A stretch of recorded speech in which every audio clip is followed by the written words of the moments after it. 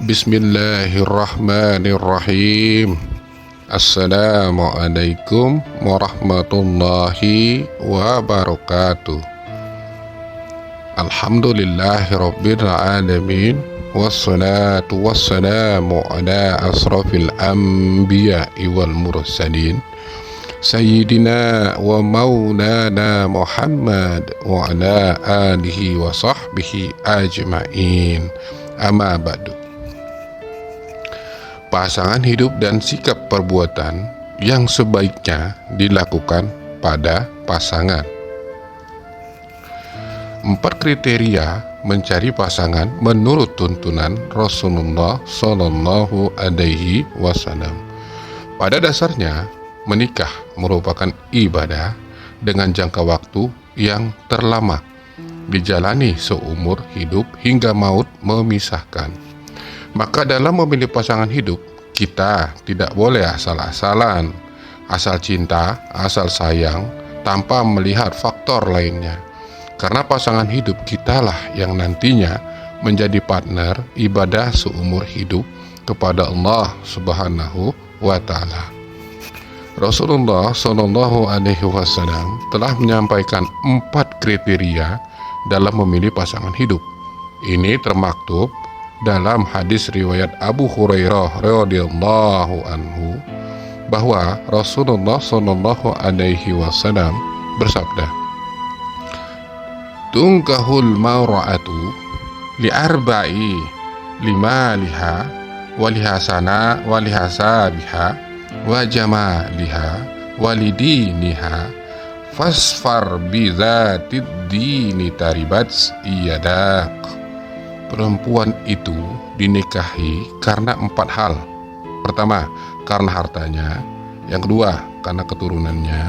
Yang ketiga, karena kecantikannya. Dan yang keempat, karena agamanya. Maka pilihlah yang baik agamanya. Niscaya kamu akan beruntung. Hadis riwayat Bukhari, Muslim, Abu Daud, An-Nasai, dan Ibnu Majah. Dapat diketahui dari hadis Nabi di atas bahwa lumrahnya ada 4 hal yang menjadi alasan menikahi seseorang, yaitu pertama, karena hartanya. Tidak bisa dinafikan bahwa aspek finansial menjadi salah satu, meski bukan satu-satunya, hal yang menunjang keberhasilan kehidupan berumah tangga. Itu bukan sesuatu hal yang meski. Ibnu Hajar dalam Fathul Al-Bari mengatakan, boleh jadi hadis ini menunjukkan adanya pertimbangan kafaah atau kesetaraan kondisi calon suami dan calon istri dalam aspek finansial. Yang kedua, karena keturunannya. Salah satu kriteria yang biasa diperhatikan dalam memilih pasangan hidup adalah melihat nasab atau keturunannya. Misalnya, memilih pasangan dari anak ulama, bangsawan, pejabat, atau pengusaha. Karena seperti dalam sebuah pepatah, buah jatuh tak jauh dari pohonnya. Artinya, sifat anak tidak jauh dari orang tuanya.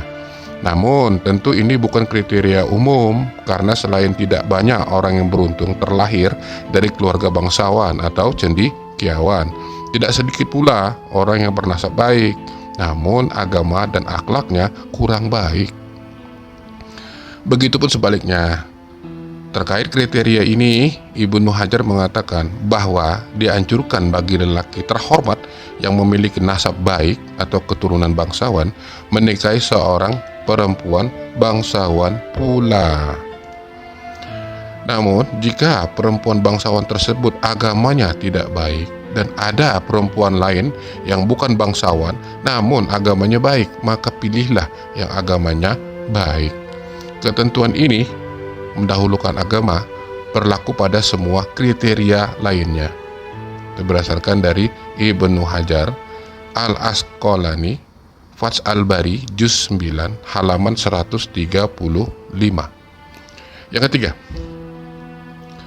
karena kecantikan atau ketampanan. Mengenai kriteria ketiga ini, Ibnu Hajar juga mengomentari dalam Fathul Al-Bari bahwa hadis ini menjadi landasan anjuran menikahi pasangan yang memiliki paras rupawan, dengan catatan agamanya juga tak kalah indahnya.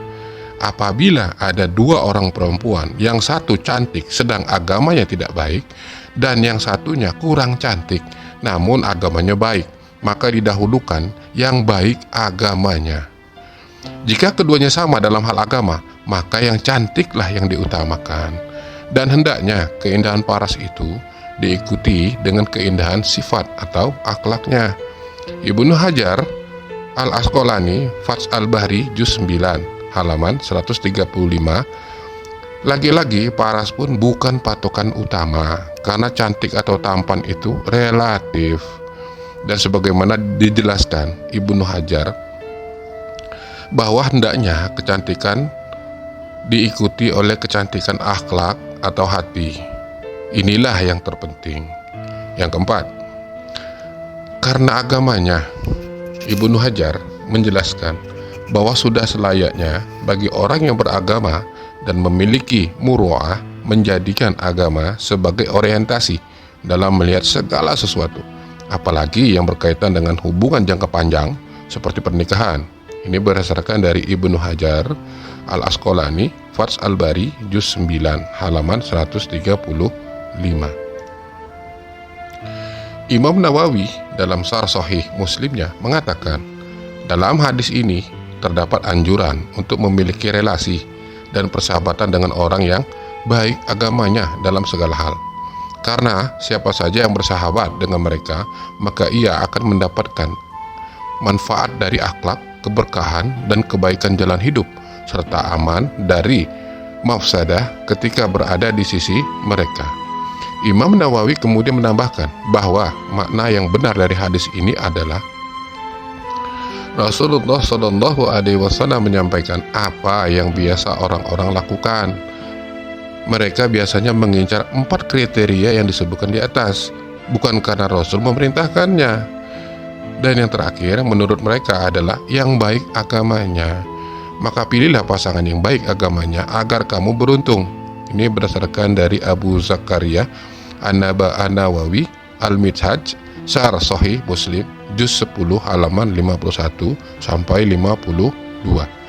Ini diperkuat hadis riwayat Ibnu Majah yang meskipun kualitasnya dhaif atau lemah, namun dapat dijadikan iktibar selama bukan perkara akidah maupun hukum, baik haram dan halal.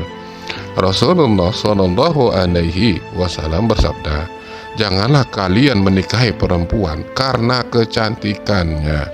Bisa jadi kecantikan itu merusak mereka.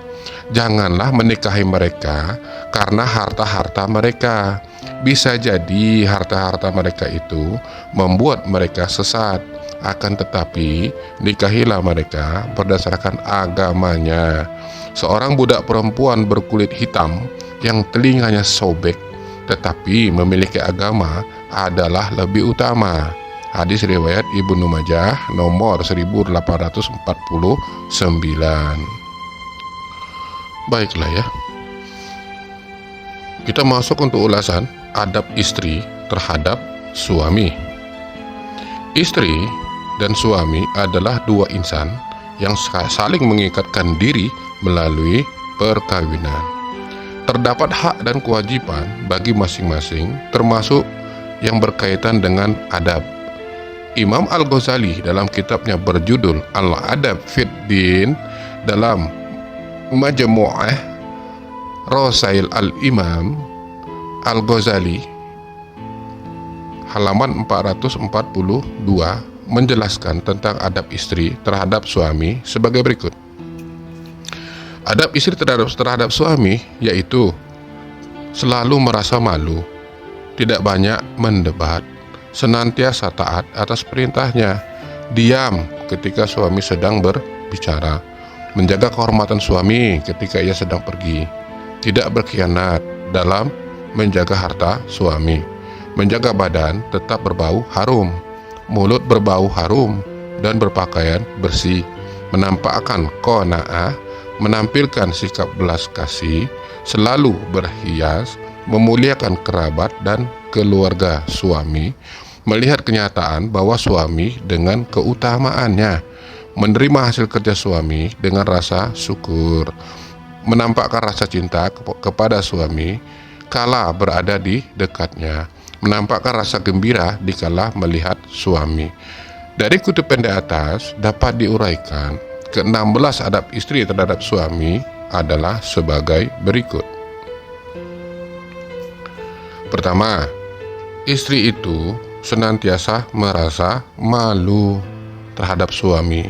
Seorang istri hendaknya tetap mempertahankan rasa malu kepada suami, meski sudah bukan pengantin baru lagi. Tetapi tentu saja malu dalam konteks ini adalah rasa malu dalam artian positif, seperti malu ketika bau badannya menimbulkan ketidaknyamanan. Malu karena bau ini menunjukkan akhlak yang baik.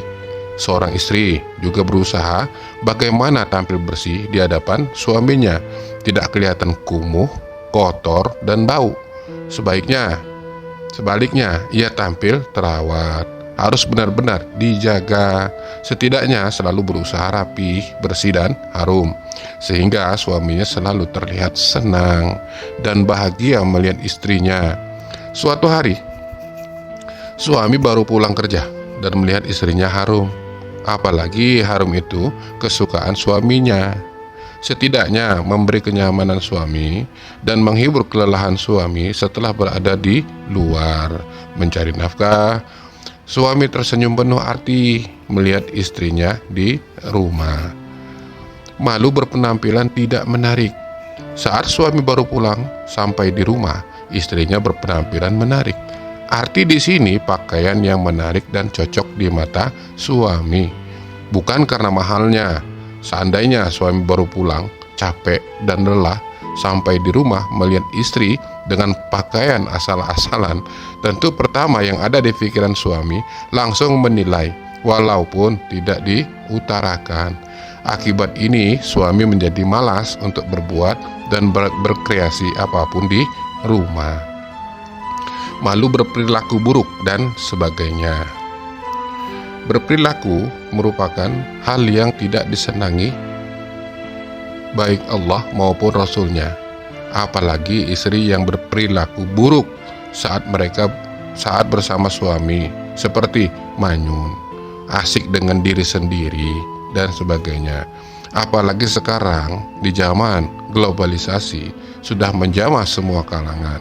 Kebanyakan istri itu menyukai pasar, terutama pasar online yang menawarkan banyak sekali keindahan dalam hal mode dan sebagainya.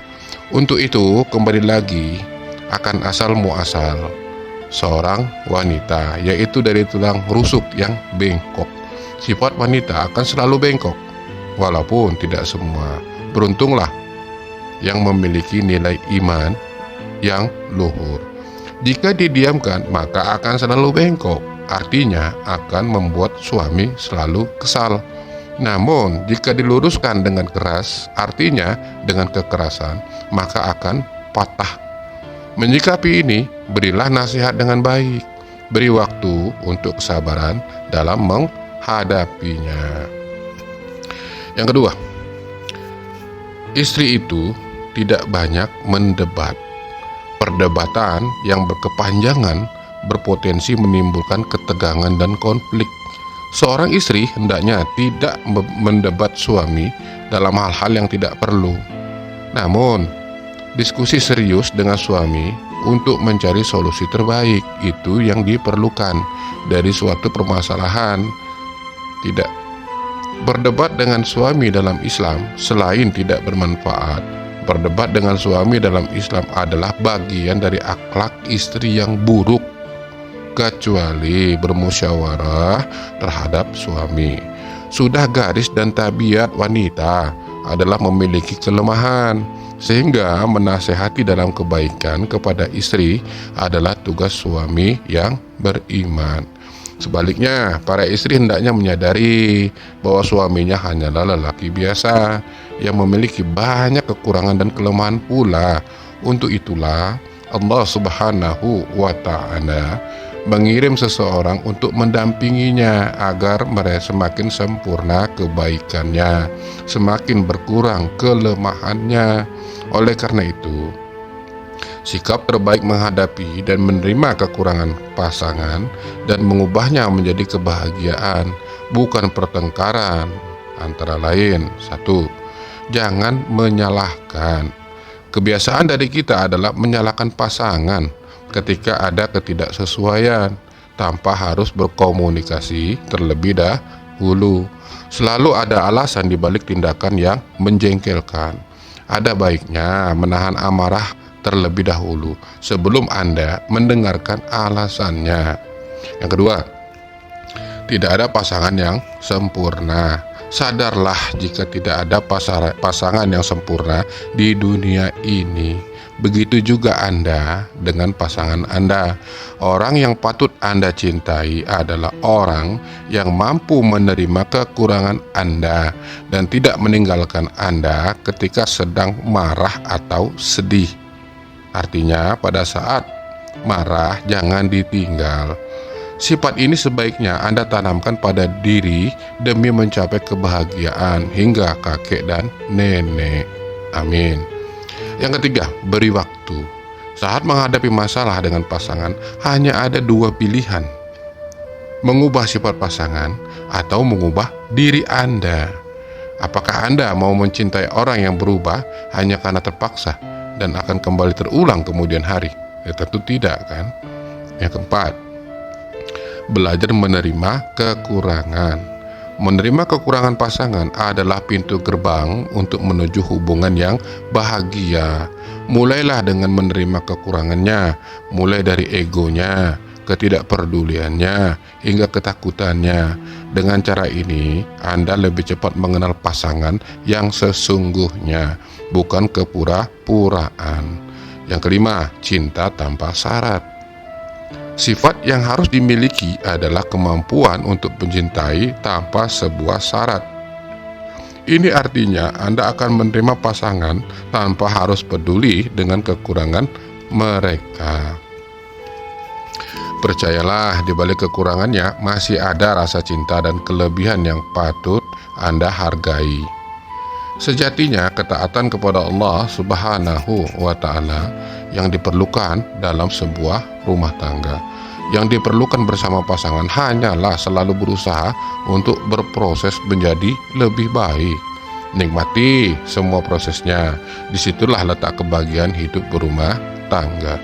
Namun ada tugas khusus dari Rasulullah SAW kepada lelaki. Rasulullah SAW berpesan kepada para suami, takutlah kepada Allah dalam persoalan wanita, karena sesungguhnya mereka itu adalah orang-orang yang berada di bawah kekuasaan kamu, dan kamu ambil mereka itu dengan amanah Allah Subhanahu wa Ta'ala, dan kamu dihalalkan menggauli mereka berdasarkan kalimat Allah. Islam memiliki cara-cara dalam meluruskan kekurangan perempuan. Ya, ini harus kita camkan. Ya, sekali lagi, Islam memiliki cara-cara dalam meluruskan kekurangan perempuan. Pertama, menasehati dengan lemah lembut dan menggugah hati. Dilakukan pada waktu yang tepat dan kadar yang tepat pula. Sebab jika dilakukan terus-menerus, siang dan malam, hanya akan menambah kebal orang yang dinasehati. Nasihat itu ibarat dosis obat. Dosis yang tepat bisa mengobati, dosis yang berlebihan bisa merusak bahkan mematikan dia. Yang kedua, menjauhi tempat tidur bila mana cara pertama sudah tidak mampu. Artinya pada saat terjadi masalah, ya, yang pertama harus kita lakukan itu menasihati dengan lemah lembut. Yang kedua, jika yang pertama tadi tidak mempan, maka kita lakukan cara kedua, yaitu menjauhi tempat tidur istri bila mana cara pertama sudah tidak mampu. Jika cara kedua, menjauhi tempat tidur, tidak juga berubah, maka yang ketiga, memukulnya dengan pukulan yang tidak membahayakan. Artinya hanya pukulan yang dapat melunakkan kerasnya hati sang istri, bukan menyakiti, ya, dan diyakini dapat mengubahnya menjadi lebih baik. Jadi yang dipukul itu pantat misalnya, seperti itu. Itu hanya membuat dia kapok. Jika diperkirakan malah destruktif, cara ini ditinggalkan. Artinya Jika kita tidak tega dan merasakan kita melakukan kekerasan, tinggalkan saja cara ketiga. Cara keempat, setelah 1, 2, dan 3 kita lakukan, masih juga tidak berubah istri kita dengan perangainya, maka yang keempat harus kita lakukan, meminta bantuan kepada juru damai dari kedua belah pihak, baik suami ataupun pihak istri. Ini merupakan jalan terakhir. Ketika cara-cara sebelumnya tidak mampu, kedua juru damai itu tentunya harus mampu memahami duduk permasalahan suami istri dan juga mumpuni untuk memecahkannya. Juru damai penengah tersebut gunanya untuk mempertemukan atau menghilangkan perbedaan-perbedaan serta mendamaikan mereka. Jika tidak cocok juga dengan cara keempat, ya apa boleh buat. Seperti itu. Walaupun perceraian itu diperbolehkan, namun sifatnya itu tidak baik. Perceraian itu udah pernah kita ulas ya pada permasalahan iblis. Keempat cara itu sesuai dengan petunjuk Allah Subhanahu wa Ta'ala dalam firman-Nya, yaitu wanita-wanita yang kamu khawatirkan nuzuznya atau kedurhakaannya kepada suami, maka nasihatilah mereka, pisahkanlah mereka di tempat tidur mereka, lalu pukullah mereka. Kemudian jika mereka mentaatimu, artinya dia berubah, maka janganlah kamu mencari-cari jalan untuk menyusahkannya kembali. Artinya kita harus menerima. Jika dia berubah, maka kita berhak untuk memaafkannya. Seperti itu. Kita lanjut ya. Yang ketiga dari sub tadi, istri itu senantiasa taat atas perintahnya. Taat pada suami adalah suatu kewajiban. Namun demikian, apabila perintah suami bertentangan dengan syara, seorang istri dapat mengajukan keberatan dengan tetap mengedepankan kesopanan dan cara yang baik dalam menolaknya. Atau istri dapat mengajukan alternatif lain dari perintah suami tersebut. Dari Ummu Salamah radhiyallahu anha, ia berkata bahwa Rasulullah Shallallahu alaihi wasallam bersabda, ayyuma mar'ah matat wa zawjuha anha radin dakhalatil jannah. Wanita mana saja yang meninggal dunia lantas suaminya ridho kepadanya, maka ia akan masuk surga. Hadis riwayat Tirmizi nomor 1161 dan Ibnu Majah nomor 1854. Abu Isa Tirmizi mengatakan bahwa hadis ini hasan gharib.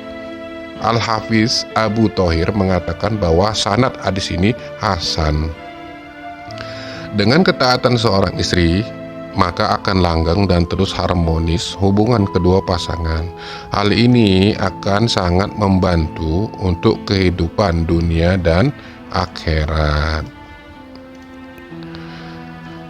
Dari Abu Hurairah radhiyallahu anhu, dia berkata, pernah ditanyakan kepada Rasulullah Shallallahu alaihi wasallam, siapa wanita yang paling baik? Rasulullah menjawab, yang paling baik menyenangkan jika dilihat suaminya, mentaati suami jika diperintah, dan tidak menyelisihi suami pada diri dan hartanya sehingga membuat suaminya membencinya. Hadis riwayat An-Nasai nomor 3231 dan Ahmad 251. Syekh Al-Albani mengatakan bahwa hadis ini hasan sahih. Sebagian istri saat ini melupakan keutamaan taat kepada suami. Jangan sampai menganggap ia lebih daripada suami, merasa mengetahui masalah apapun itu salah, sehingga dia merasa yang harus ditaati. Dalam berpendapat, selalu merasa harus didengarkan. Keempat, istri itu akan diam ketika suami sedang berbicara. Seorang istri hendaknya mendengarkan dengan baik apa yang sedang dikatakan suaminya. Jika ia bermaksud memotong pembicaraannya, sebaiknya meminta persetujuannya terlebih dahulu. Jika ternyata suami tidak memberi izin, sebaiknya istri diam dan tidak memprotes secara keras demi mencegah timbulnya ketegangan. Disinilah perlu disadari para istri. Jadilah istri yang baik di mata suami dan di mata Allah dan Rasul-Nya.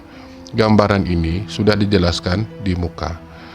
Kelima, istri itu menjaga kehormatan suami ketika ia sedang pergi. Seorang istri hendaknya tetap berperilaku baik meski suami sedang tidak ada di rumah.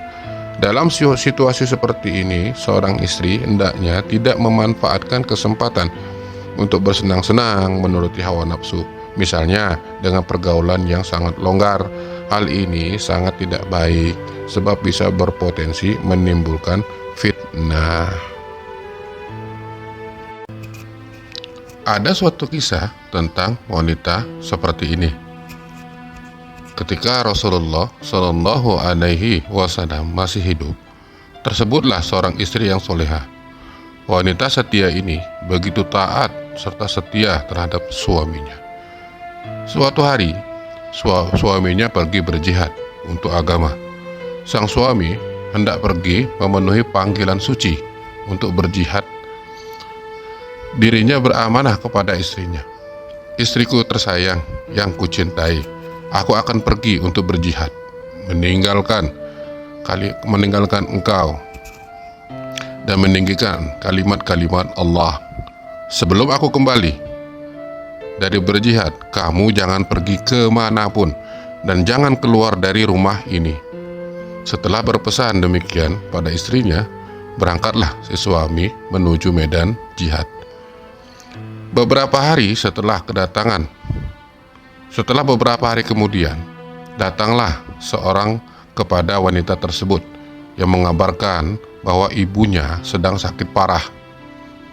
Orang yang diutus tersebut mengatakan pada wanita soleha itu untuk segera menjenguk ibunya. Ibumu sakit saat ini, sedang sakit keras, jenguklah dia sekarang. Dengan gelisah, wanita tersebut menjawab, saya memohon maaf yang sebesar-besarnya. Bukannya tidak mau menjenguk, tapi saya dilarang keluar rumah sebelum suami saya pulang. Tolong sampaikan permohonan maaf dan salam kepada ibu. Dan si utusan itu pun pulang tanpa membawa wanita tersebut. Malam berlalu dan sang suami yang berjihad belum juga pulang. Keesokan harinya, datang kembali seorang utusan yang mengabarkan bahwa ibu wanita tersebut meninggal dunia. Betapa sedih perasaan wanita solehah ini. Air matanya berlinang mendengar kabar ibu yang dicintainya telah pergi untuk selama-lamanya. Bahkan di saat terakhirnya, dia tidak berada di sampingnya. Utusan tersebut berkata, perkara ibumu telah tiada. Datanglah untuk memberikan penghormatan terakhir sebelum beliau akan dikebumikan hari ini. Namun istri yang soleha ini sambil menangis terseduh-seduh menjawab, bukannya saya tidak mencintai ibu saya, tetapi saya memegang amanah suami saya untuk tidak keluar rumah hingga dia pulang dan memberikan izin kepada saya. Dengan berat utusan tersebut pulang, mungkin karena kesal dan heran dengan sikap wanita tersebut yang tidak mau datang walaupun ibunya sakit keras hingga meninggal dunia. Si utusan itu pun akhirnya mengadukan permasalahan ini kepada Rasulullah Shallallahu Alaihi Wasallam.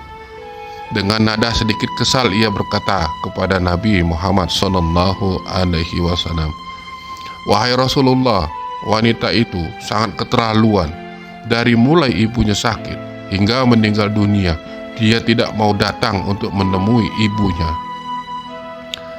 Rasulullah Shallallahu Alaihi Wasallam bertanya, kenapa dia tidak mau datang menemui ibunya? Wanita itu mengatakan bahwa dia tidak mendapatkan izin untuk keluar rumah sebelum suaminya pulang berjihad. Jawab utusan yang mengadu ke Rasulullah Shallallahu Alaihi Wasallam.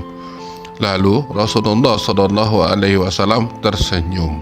Kemudian beliau berkata, dosa-dosa ibu wanita tersebut diampuni oleh Allah Subhanahu wa Ta'ala, karena dia mempunyai seorang putri yang sangat taat kepada suaminya.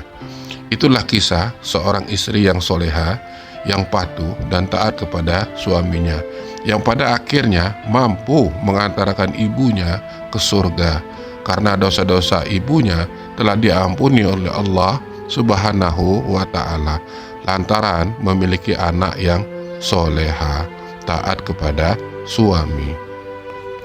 Allah Subhanahu wa Ta'ala berfirman di dalam Al-Quran, surah An-Nisa ayat 34.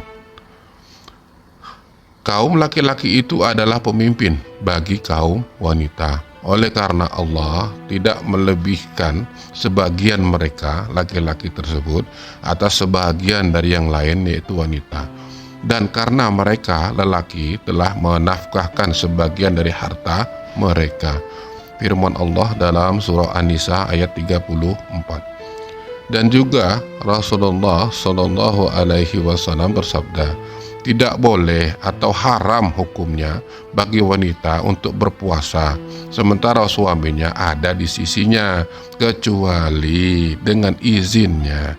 Istri juga tidak boleh memasukkan orang ke dalam rumahnya kecuali dengan izin suaminya, dan harta yang ia nafkahkan bukan dengan perintahnya, maka setengah pahalanya diberikan untuk suaminya. Hadis riwayat Al-Bukhari. Ibnu Hibban meriwayatkan hadis dari Abu Hurairah radhiyallahu anhu. Ia berkata, Nabi Muhammad Shallallahu Alaihi Wasallam bersabda, apabila wanita menunaikan sholat 5 waktu, puasa sebulan pada saat Ramadan, menjaga kemaluannya dan mentaati suaminya, maka disampaikan kepadanya, masuklah surga dari pintu mana saja yang kamu mau. Disahihkan oleh Al-Albani dalam Sahih Al-Jami' nomor 660. Dari beberapa pembahasan di atas dapat kita simpulkan bahwa ketaatan seorang istri kepada suami harus didahulukan daripada taat kepada orang tua atau kepada saudara-saudara kandungnya. Di dalam kitab Al-Insaf 362, seorang wanita tidak boleh mentaati kedua orang tuanya untuk berpisah dengan suaminya. Tidak boleh tidak pula mengunjunginya dan semisalnya. Bahkan ketaatan kepada suaminya itu lebih wajib hukumnya. Keenam, kita bahas lagi untuk tadi yang masalah hadis yang pertama, ya. Untuk sub 6, istri itu tidak berkhianat dalam menjaga harta suami. Seorang istri adalah pihak yang paling dipercayai suami untuk menjaga hartanya. Kepercayaan ini tidak sebaliknya dikhianati dengan menghambur-hamburkan yang tidak perlu. Apalagi jika harta itu digunakan untuk kemaksiatan yang sudah pasti akan menimbulkan persoalan yang tidak baik di kemudian hari. Ketujuh, menjaga badan tetap berbau harum. Seorang istri hendaknya menjaga bau badannya sedemikian rupa sehingga suami merasa nyaman di sampingnya. Namun demikian, hal itu tidak berarti seorang istri harus mandi parfum. Mandi secara teratur dengan air dan sabun mandi yang wangi merupakan cara yang paling mudah untuk menjaga badan tetap segar. Dan ini kita udah bahas, kita ulas di pembahasan di muka. Yang kedelapan, mulut berbau segar dan berpakaian bersih. Tidak hanya terkait dengan bau badan, tetapi juga bau mulut. Hendaknya menjadi perhatian istri, yakni selalu segar.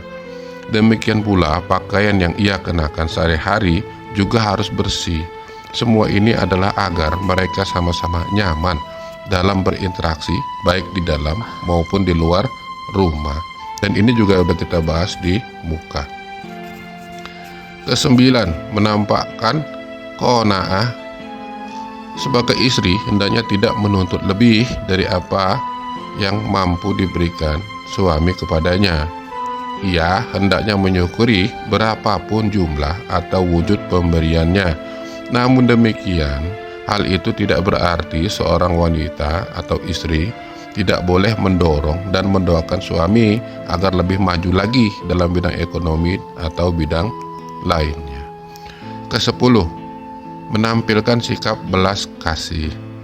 Seorang istri hendaknya bersikap belas kasih kepada suami atas semua jerih payahnya.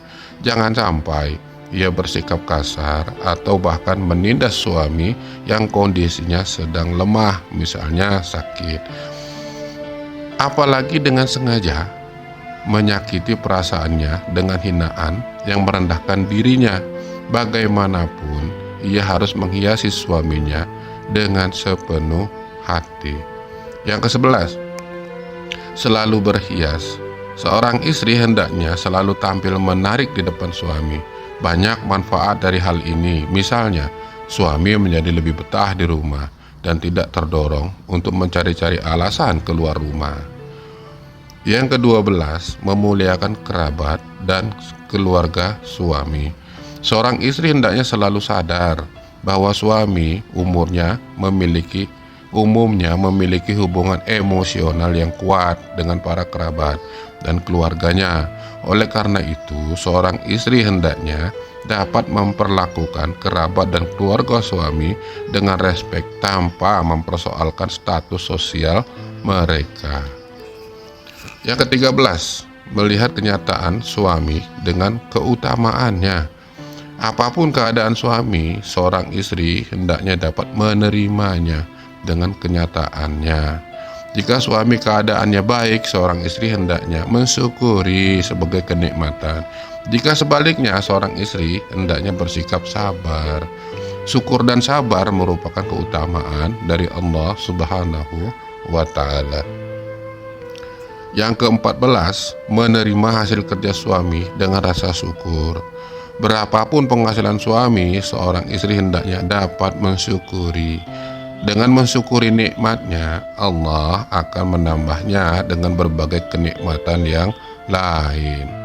Yang ke-15, menampakkan rasa cinta kepada suami kala berada di dekatnya. Seorang istri hendaknya senantiasa menunjukkan rasa cintanya kepada suami, terlebih saat berada di dekatnya. Hal ini karena salah satu tujuan dari pembentukan rumah tangga adalah untuk membentuk keluarga yang saling mencintai. Ke-16, menampakkan rasa gembira dikala melihat suami kapan saja dan di mana saja seorang istri bertemu dengan suaminya. Hendaknya ia selalu menunjukkan rasa gembiranya. Hal ini amat penting karena umumnya suami merasa gembira ketika melihat istrinya bergembira. Itu 16 yang termaktub di dalam hadis. Oke, dalam Imam Al-Ghazali. Baiklah ya. Adab istri terhadap suami, tentu ada juga adab suami terhadap istri. Pertama, bergaul dengan baik. Seseorang suami hendaknya berinteraksi dengan istri secara baik. Seorang suami adalah pelindung bagi istrinya. Tidak selayaknya ia mengambil jarak dari istrinya karena merasa memiliki kedudukan lebih tinggi di dalam keluarga. Jangan sampai suami merasa telah memberikan nafkahnya kepada istri lalu semena-mena terhadap istri. Ingatlah, besar kecilnya penghasilan yang didapatkan suami itu merupakan perjuangan dan doa istri terhadap mahligai rumah tangga. Tempatkan diri suami sesuai keadaan. Kalau di kantor sebagai pemimpin misalnya, di rumah sifat pengatur dan sebagainya tidak diterapkan secara lantang, tetapi gunakan cara persuasif, pelan, dan terarah karena istri berbeda dengan situasi yang ada di kantor. Yang kedua, bertutur kata yang lembut. Seorang suami hendaknya berbicara kepada istrinya dengan bahasa yang lembut. Kata-kata kasar dan caci maki yang menyakitkan istri harus dihindari. Jika hubungan suami dan istri baik, tentulah suasana rumah tangga sangat menyenangkan. Suami harus pandai membuat hati istrinya senang dan gembira. Kalaupun ada permasalahan, diutarakan dengan baik, dengarkan dahulu akan masalah yang sebenarnya. Dan dari istri, ambil hikmahnya. Jika ada kesalahan istri, sebaiknya dinasihati agar tidak berbuat seperti itu lagi. Insya Allah, jika suami berbuat baik, akan diikuti juga oleh perbuatan istri yang menjadi baik pula. Yang ketiga, menunjukkan cinta kasih seorang suami. Hendaknya selalu menunjukkan cinta kasih dan kasih sayangnya kepada istri. Dalam suasana marah pun, seorang suami tetap dituntut dapat menunjukkan kasih dan sayangnya kepada istri. Yang keempat, bersikap lapang dada ketika sendirian. Seorang suami hendaknya tetap memiliki kemandirian sehingga jika suatu ketika harus sendirian di rumah, misalnya karena istri ada keperluan di luar yang tidak bisa dihindari, maka suami dapat melayani dirinya sendiri dengan baik tanpa banyak keluhan, apalagi menyalahkan istri. Yang kelima, tidak terlalu mempersoalkan kesalahan istri. Setiap orang bisa berbuat salah, meskipun mungkin telah berusaha bersikap hati-hati. Jika istri berbuat salah, seorang suami hendaknya dapat menasihatinya dengan bijak. Tentu saja tidak semua kesalahan harus dipersoalkan secara serius dan berlarut-larut, sebab hal ini dapat memperburuk hubungan.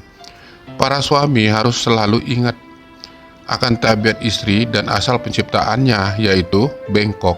Ada pendapat mengatakan, jika kita mengharapkan mendapatkan kebaikan, maka lakukan dahulu kebaikan. Insya Allah hasil yang didapatkan sesuai dengan perbuatan kita yang pertama, yaitu perlakuan baik. Keenam, memaafkan jika istri berbuat salah. Di dalam Islam, memaafkan sangat dianjurkan. Oleh karena itu, seorang suami diminta atau tidak, hendaknya dapat memaafkan kesalahan istri. Memaafkan adalah sikap moral yang sangat terpuji dan menunjukkan jiwa yang besar. Yang ketujuh, menjaga harta istri. Harta istri seperti mahar dari suami atau hasil kerja sendiri merupakan miliknya istri. Oleh karena itu, seorang suami hendaknya menjaga harta itu dengan baik dan tidak mengklaim sebagai miliknya. Jika ia bermaksud menggunakan sebagian atau seluruh harta itu, maka harus meminta izin dari istrinya sehingga mendapatkan persetujuan dari istri. Yang kedelapan, tidak banyak mendebat. Perdebatan tidak selalu berdampak baik. Oleh karena itu, seorang suami hendaknya dapat menghargai pendapat istri, sekalipun mungkin kurang setuju. Tentu saja, hal ini berlaku untuk masalah-masalah yang memang kurang prinsipal. Kesembilan, mengeluarkan biaya untuk mencukupi kebutuhan istri secara tidak bakhil. Suami istri jangan pelit satu sama lain, sebab hal ini akan berdampak kurang baik dalam keharmonisan keluarga. Suami dan istri hendaknya bersikap longgar satu sama lain untuk saling membantu. Kesepuluh, memuliakan keluarga istri. Secara naluri, seorang istri umumnya memiliki hubungan emosional yang sangat kuat dengan keluarganya. Demikian pula sebaliknya. Oleh karena itu, seorang suami hendaknya bersikap baik terhadap keluarga istrinya dengan menghormati mereka. Sikap sebaliknya akan melukai perasaan istri. Kesebelas, senantiasa memberi janji yang baik. Menjanjikan sesuatu yang baik kepada istri adalah baik, terutama dalam rangka mendorong kebiasaan yang baik dalam keluarga. Sebaliknya, sangat sering memberi ancaman-ancaman tentu tidak bijaksana, sebab akan menimbulkan ketakutan-ketakutan yang berdampak kurang baik. Ke-12, selalu bersemangat terhadap istri. Kegairahan hidup berumah tangga harus selalu dirawat dengan baik. Oleh karena itu, seorang suami hendaknya menunjukkan semangatnya dalam berinteraksi dengan istri, termasuk dalam memenuhi nafkah lahir dan batin. Ada beberapa hikmah pernikahan dalam Islam yang dijelaskan Al-Quran dan berikut beberapa di antaranya. Pertama, melaksanakan sunnah Rasul. Berdasarkan hadis riwayat Ibnu Majah, Rasulullah Shallallahu Alaihi Wasallam bersabda, "Menikah adalah sunnahku. Barang siapa yang tidak mengamalkan sunnahku, bukan bagian dariku. Maka menikahlah kalian, karena aku bangga dengan banyaknya umatku di hari kiamat." Hadis riwayat Ibnu Majah nomor 1846, disahihkan oleh Al-Albani dalam silsilah as-sahihah nomor 2383. Yang kedua, menguatkan ibadah sebagai benteng kokoh akhlak manusia. Wahai para pemuda, jika kalian telah mampu, maka menikahlah. Sungguh menikah itu lebih menenteramkan pandangan dan kelamin. Bagi yang belum mampu, maka berpuasalah, karena puasa bisa menjadi tameng baginya. Hadis riwayat Bukhari nomor 4779. Yang ketiga, hikmah dari perkawinan. Yang ketiga, menyempurnakan agama. Berdasarkan dari hadis riwayat Tabrani mengatakan, Rasulullah Shallallahu Alaihi Wasallam berkata, "Barang siapa menikah, maka ia telah menyempurnakan separuh ibadahnya, dan hendaklah ia bertakwa kepada Allah Subhanahu wa Ta'ala dalam memelihara yang sebagian sisanya." Hadis riwayat Tabrani dan Hakim. Yang keempat, mengikuti perintah Allah Subhanahu wa Ta'ala. Berdasarkan dari firman Allah yang artinya, "Dan kawinkanlah orang-orang yang sendirian di antara kamu, dan orang-orang yang layak dari hamba-hamba sahayamu, dan yang lelaki dan hamba-hamba sahayamu yang perempuan. Jika mereka miskin, Allah akan memampukan mereka dengan kurnia-Nya, dan Allah maha luas pemberiannya, lagi maha mengetahui." Firman Allah dalam surah An-Nur ayat 32. Yang kelima, mendapatkan keturunan. Berdasarkan dari firman Allah yang artinya, Allah menjadikan kamu istri-istri dari jenis kamu sendiri, dan menjadikan bagimu istri-istri kamu itu anak-anak dan cucu-cucu, dan memberimu rezeki yang baik. Maka mengapakah mereka beriman kepada yang batil dan mengingkari nikmatnya Allah Subhanahu wa Ta'ala? Firman Allah pada surah An-Nahl ayat 72. Yang keenam, menyenangkan hati dalam beribadah. Ya Tuhan kami, anugerahkan kepada kami istri-istri kami dan keturunan-keturunan kami sebagai penyenang hati kami, dan jadikanlah kami imam bagi orang-orang yang bertakwa. Firman Allah pada surah Al-Furqan ayat 74. Rasulullah Shallallahu Alaihi Wasallam pada riwayat lain menganjurkan umatnya untuk menikah dan melarang keras mereka hidup menjomblo. Ini berdasarkan hadis riwayat Ahmad yang berbunyi, Rasulullah Shallallahu Alaihi Wasallam memerintahkan untuk menikah dan melarang keras hidup menjomblo. Rasulullah bersabda, "Nikahlah dengan perempuan yang sayang dan berketurunan, karena aku akan berbangga dengan kalian di depan para nabi pada hari kiamat." Hadis riwayat Ahmad dan disahihkan oleh Ibnu Hibban. Semoga Allah menjadikan kita termasuk ke dalam golongan hamba-Nya yang masuk ke dalam Islam secara kafah dan mengamalkannya dengan sebenar-benar pengamalan. Selawat serta salam semoga senantiasa tercurah atas diri Nabi Muhammad Sallallahu Alaihi Wasallam, keluarga serta para sahabat beliau. Demikianlah kisah ini disampaikan. Lebih kurang mohon maaf yang sebesar-besarnya.